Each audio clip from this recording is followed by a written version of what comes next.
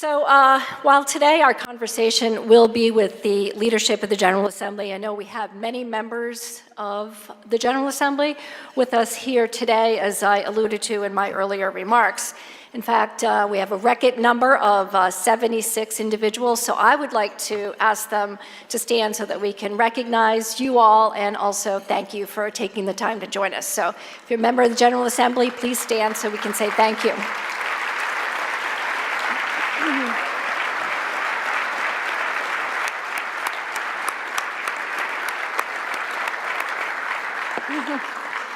I think it's important to point out that we are all in this together, and today gives us a way to build relationships and actually manifest that philosophy.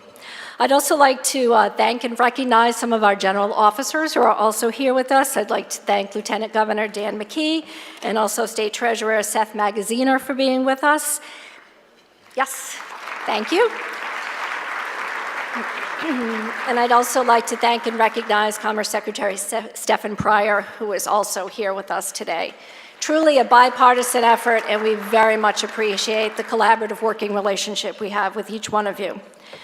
Today's event wouldn't be possible without our sponsors, so let me take a minute to thank you as well. Twin River Casino, we just heard from John, thank you very much, as well as Bank of America, the Beacon Mutual Insurance Company, Blue Cross and Blue Shield of Rhode Island, Cox Communications, CVS Health, the RX card, and Build Rhode Island. And while I'm speaking about Build Rhode Island, just an additional PS, a special note of thanks to an individual who has really made an enormous contribution to our state and to the construction industry, and we thank him for taking time out of his busy schedule to be with us today.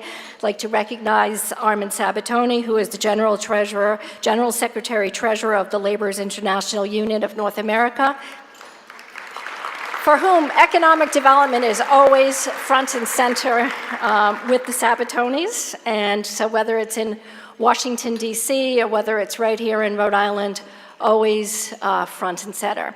Also another good friend of the Chambers and a very strong member of the Chamber, Build Rhode Island, led by Michael Sabatoni. And Michael, you and I have partnered on so many things in the previous few years, whether it's airport development, whether it's the Innovation and Design District in Providence, various bond issues at the University of Rhode Island and some of our other institutions of higher education, infrastructure improvement projects, whatever it is, we are always joined at the hip on those efforts, and we have a lot in common in moving those projects forward. So I think it's safe to say that between our two organizations, business and labor, working together where we can, we have put a lot of people back to work.